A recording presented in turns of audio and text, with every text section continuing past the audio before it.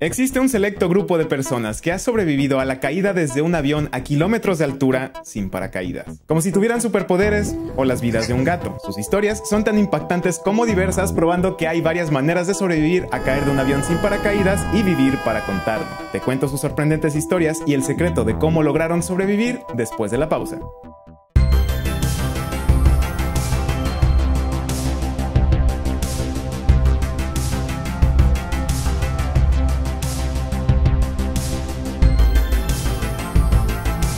Aclaración, los gatos no tienen 7 ni 9 vidas, solamente es una expresión porque ellos saben caer muy bien, pero igual se pueden lastimar como cualquier otro animal en una caída. Cuiden a sus michis.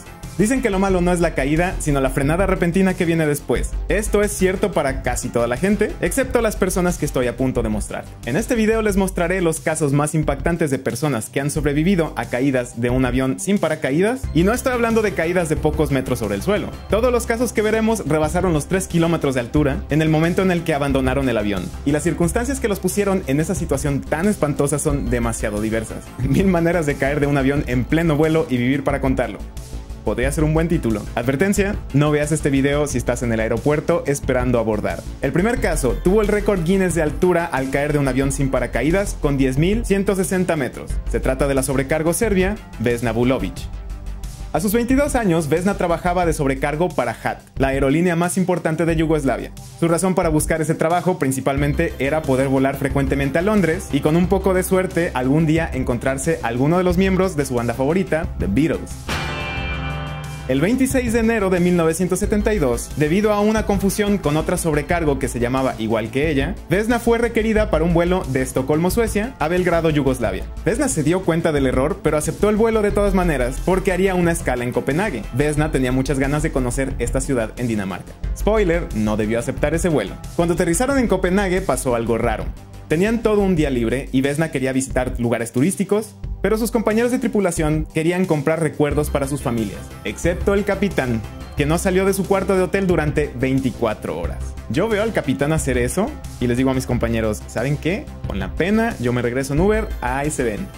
Al día siguiente, la tripulación abordó el vuelo 367, un avión DC-9, que los llevaría a una escala más en Zagreb, para después llegar a su destino en Belgrado. De lo que siguió a continuación no hay registro porque se perdieron las cajas negras, pero Vesna fue encontrada por un aldeano en un bosque de la entonces Checoslovaquia, entre escombros del avión debajo del carrito de la comida. Vesna gritaba pidiendo ayuda y afortunadamente el aldeano que la encontró, Bruno Honke, era médico de la Segunda Guerra Mundial y la mantuvo con vida hasta que llegó la ayuda. La versión oficial después de las investigaciones fue que un artefacto había explotado en el compartimiento de equipaje del avión, partiéndolo y haciéndolo caer. Una historia extraña, ya que ningún grupo se adjudicó la explosión. Desgraciadamente, Vesna lo último que recordaba del vuelo fue cuando les estaba dando la bienvenida a los pasajeros al abordar, así que no podía dar detalles sobre el incidente. La recuperación de sus lesiones fue larga. Tenía fracturas en el cráneo, las piernas y 3 vértebras. Quedó temporalmente paralizada de la cintura para abajo, pero con múltiples cirugías y fisioterapia, su recuperación fue completa. En 1985 recibió de manos de nada más ni nada menos que Paul McCartney el récord Guinness por la caída de mayor altura de un avión sin paracaídas. Sufrir un espantoso accidente aéreo, conocer a tu ídolo en persona, es casi como un final feliz. Pero en 2009 se reveló información importante sobre el accidente. Se descubrió que el avión en realidad estaba volando mucho más bajo de lo reportado, a una altitud de 800 metros. Una teoría dice que al acercarse demasiado a un área militar con armas nucleares, pudo ser derribado de manera preventiva por la Fuerza Aérea de Yugoslavia, ya que muy cerca de ahí iba despegando un avión que llevaba al líder soviético Leonid Brezhnev y a Erich Honecker, el dirigente de Alemania del Este, y que cuando se dieron cuenta de que habían derribado un inocente avión de pasajeros, el gobierno de la entonces Checoslovaquia encubrió el incidente, desapareciendo las cajas negras e inventando que se trató de una explosión intencionada de un artefacto a bordo. Y por esta razón, en ese mismo año de 2009, el récord Guinness le fue retirado a Vesna. Sé lo que están pensando, 800 metros es mucho menos que una caída de 10 kilómetros, y tienen razón, aunque tienen que aceptar que es bastante impresionante. El secreto de cómo hicieron para sobrevivir se los contaré al final de todas las historias, pero les prometo que las próximas caídas van desde los 3000 metros de altitud hasta los 7000, y son cada una más increíble que la anterior. No le cambien de canal. Luke Aikins. La siguiente historia es única porque, a diferencia del resto de las historias que les mostraré, él saltó de un avión sin paracaídas a propósito. Por diversión. por los LOLs, por convivir, por demostrar que se puede, pues. Un completo demente. Luke Aikins es un paracaidista profesional y de salto base, doble de riesgo, piloto y fotógrafo aéreo que desde que tenía 12 años ha realizado más de 18,000 saltos en paracaídas. 18,000, con una tasa de éxito del 100%. Claro, solo se necesita un mal salto y te llamabas. Yo no entiendo cómo puedes hacer algo 18,000 veces y no equivocarte una sola vez. Claro, que tu vida depende de eso, hace que lo hagas con mucho más cuidado, pero de todas maneras, honestamente yo creo que yo lo hubiera regado como a los 150 saltos. Y eso poniendo absolutamente todo mi cuidado. En el salto número 150, a media caída hubiera sido como... Se me olvidó algo, no sé qué es. ¿Las llaves? No. ¿La cartera? No. ¿Quién sabe? Él fue la persona que asesoró a Felix Baumgartner en 2012 para su salto en paracaídas desde un globo en la estratosfera a 36,000 metros de altitud, rompiendo la barrera del sonido usando nada más que su cuerpecito. El 30 de julio de 2016, Luke Aikins saltó desde un avión a 7,620 metros de altitud sin paracaídas. El plan era caer sobre una red soportada por 4 gigantescos pistones neumáticos. Esto requirió de toda su habilidad de paracaidista.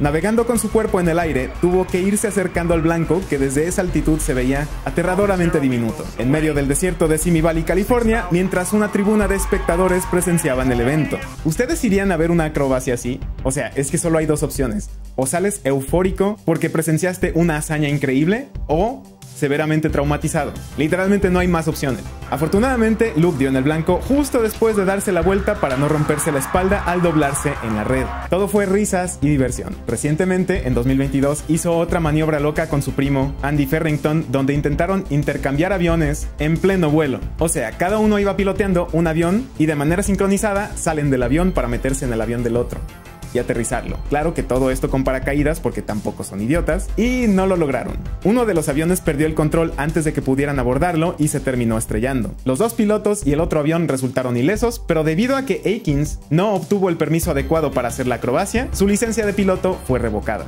Para las siguientes historias retrocederemos en el tiempo a la Segunda Guerra Mundial. Iván Chizov. Este teniente coronel de la Fuerza Aérea Soviética era navegante en un bombardero Ilyushin 2A. En enero de 1942, durante una misión, aviones de combate alemanes atacaron la nave, deshabilitándola, por lo que Chizov saltó de ella a una altitud de 7,000 metros. Su compañero tripulante, Nikolai Sugan, con la cabeza un poquito más fría, decidió esperar a que el avión descendiera a 5,000 metros de altitud. Hizo esto por una muy buena razón. A 7,000 metros de altitud hace mucho frío, mucho frío. Y no solo eso, el aire es mucho menos denso, por lo que en pocos segundos te puedes desmayar por falta de oxígeno en el cerebro, que fue exactamente lo que le pasó a nuestro precipitado, literalmente, héroe. Iván no quería abrir su paracaídas de inmediato, porque sería presa fácil en medio de la batalla aérea que se estaba llevando a cabo. Trató de esperar para descender por debajo del nivel de la batalla, pero antes de que pudiera abrir su paracaídas, quedó inconsciente por la falta de oxígeno. Como resultado, Iván cayó con todo entre pinos en una cañada nevada, con su paracaídas perfectamente empacado. Afortunadamente, un comandante de caballería soviético lo vio caer, y cuando llegó al lugar se sorprendió de verlo con vida, aunque inconsciente. Por un mes estuvo en estado crítico, pero 3 meses después estaba listo para volar de nuevo. Iván quería seguir volando en combate, pero en su lugar fue asignado a ser entrenador de navegación. Gracias a su increíble hazaña fue condecorado con la Orden de la Bandera Roja. Si están poniendo atención, probablemente ya hayan encontrado un patrón en todas estas caídas. Si no, sigan atentos. El siguiente caso también sucedió en la Segunda Guerra Mundial, esta vez en Francia invadida por Alemania. Alan McGee. Este soldado estadounidense era artillero de una torreta esférica en un bombardero B-17, conocido como la Fortaleza Voladora. El 3 de enero de 1943 volaba sobre la ciudad francesa de Saint-Nazaire cuando un disparo de artillería antiaérea incapacitó al bombardero a una altitud de 6,700 metros. Alan abandonó su puesto en la torreta esférica al ser dañada, pero se dio cuenta de que su paracaídas había sido destruido. Otro disparo de artillería desprendió el ala derecha del avión, causando que cayera en espiral. Para este momento, Alan ya estaba inconsciente por la falta de oxígeno y salió expulsado del avión dañado. 6,000 metros abajo, Alan McGee atravesó el techo de cristal de la estación de trenes de Saint-Nazaire como un costal de papas. y quedó colgando de las cuerdas de su paracaídas roto enredadas en la estructura metálica del techo del edificio. Ahí fue rescatado por soldados enemigos y fue hecho prisionero de guerra mientras atendían sus lesiones. Sorprendentemente no tenía fracturas debido a la caída. Sus lesiones se limitaban a 28 esquirlas de artillería que recibió cuando el avión fue derribado. En 1945, Alemania finalmente se rindió y regresó a Estados Unidos sano y salvo. Les tengo una historia más de la Segunda Guerra. Al ser un conflicto con tantas batallas aéreas, no es raro que haya tantos casos de increíbles sobrevivientes de caídas sin paracaídas. Se trata de Nicolás Alquemeid, o Alquemade, o como se diga. Él era un artillero de cola británico que volaba en un Avro Lancaster de Mk2. Al regresar de una misión en Berlín junto con otros 300 bombarderos, fue atacado por aviones alemanes. El bombardero perdió el control y se incendió. El paracaídas de Nicolás también se incendió, así que se lo quitó y saltó. Prefirió saltar sin paracaídas a quemarse. Perfectamente entendible. Abandonó el bombardero a una altitud de 5.490 metros y descendió rápidamente, porque sin paracaídas siempre es muy rápido el descenso, para impactar en un área de pinos y nieve suave en medio del bosque. Sufrió tan solo un esguince en la pierna. Yo me he hecho más daño corriendo con mi perrita. True story. Fue encontrado y capturado por la Gestapo, que no le creía que había saltado sin paracaídas. Después de revisar el avión estrellado, encontraron su paracaídas exactamente donde él les dijo que lo iban a encontrar. Incluso le redactaron un certificado comprobando su hazaña. Esto lo convertía en un prisionero de guerra muy valioso, que podían intercambiar con los aliados por algo igualmente valioso. Pero al terminar la guerra, lo liberaron y se fue a su casa. La última historia es muy diferente. Se trata de Julian Kotke. Era la Navidad de 1971 y Julian, de 17 años, y su mamá, María, abordaron un vuelo de la ciudad de Lima a Iquitos, en Perú.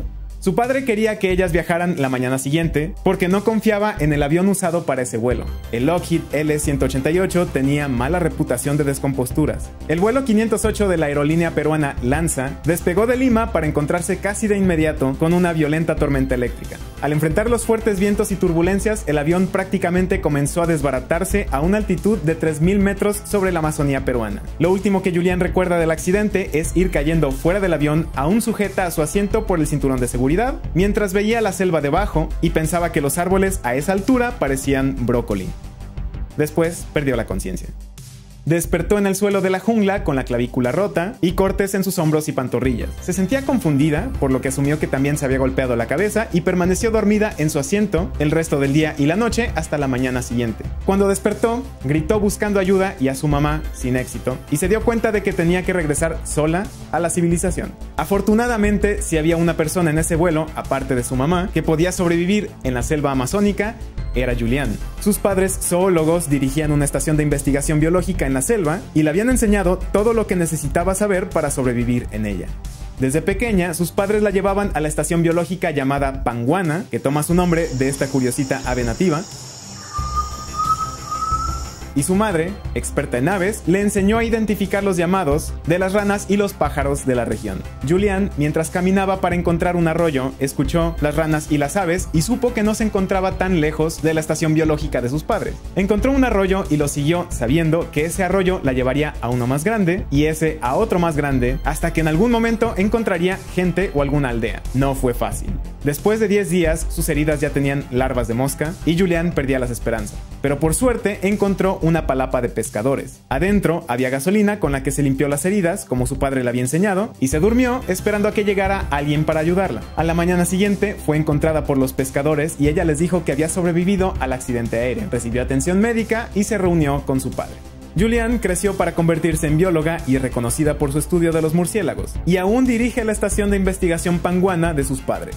La jungla es tan parte de mí como mi amor por mi esposo, la música de la gente que vive a lo largo del Amazonas y sus tributarios, y las cicatrices del accidente que permanecen. Ok, muy interesantes las historias, pero ¿cómo es que alguien puede sobrevivir a caer miles de metros sin paracaídas? Parece ir contra toda lógica. El secreto está en dos factores. El primero es la velocidad límite, también conocido como velocidad final. Tomemos como ejemplo a Julian cayendo del avión despedazado a 3.000 metros de altura. Su cuerpo, aún sujeto al asiento, comenzó a caer como todas las cosas en la Tierra, a una aceleración de casi 10 metros por segundo. O sea, algo que cae lo hace cada vez más rápido, pero esa aceleración tiene un límite. que es la resistencia del aire. El aire, como todos los gases, es un fluido, mucho menos denso que el agua, pero aún así tiene masa. Si alguna vez has jugado vencidas contra el viento con tu mano fuera de la ventanilla de un coche que va en carretera, sabes cómo se siente esa masa y esa resistencia. Pues esa resistencia es suficiente para que una persona que cae deje de acelerar. Ahí se dice que alcanzó su velocidad límite.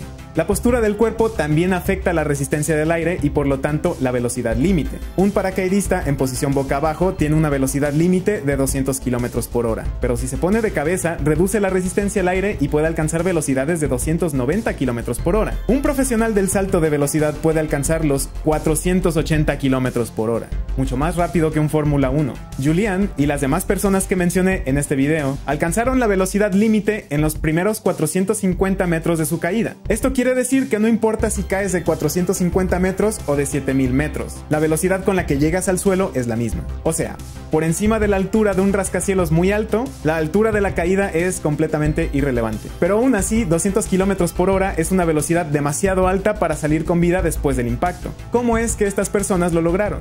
Como dije, lo malo no es la caída, sino la frenada repentina cuando llegas al suelo. Una desaceleración de 200 km por hora a cero en una fracción de segundo es mala para la salud, pero estas afortunadas personas pudieron alargar el tiempo de frenada extendiéndose por varios segundos, mientras una enorme red y pistones neumáticos amortiguaban su caída, rompían ramas de árboles, rodaban por laderas con nieve blanda, o las cuerdas de sus paracaídas dañados se atoraron con la estructura metálica del techo de una estación de trenes, y a Julian la salvaron esos árboles que parecían brócoli.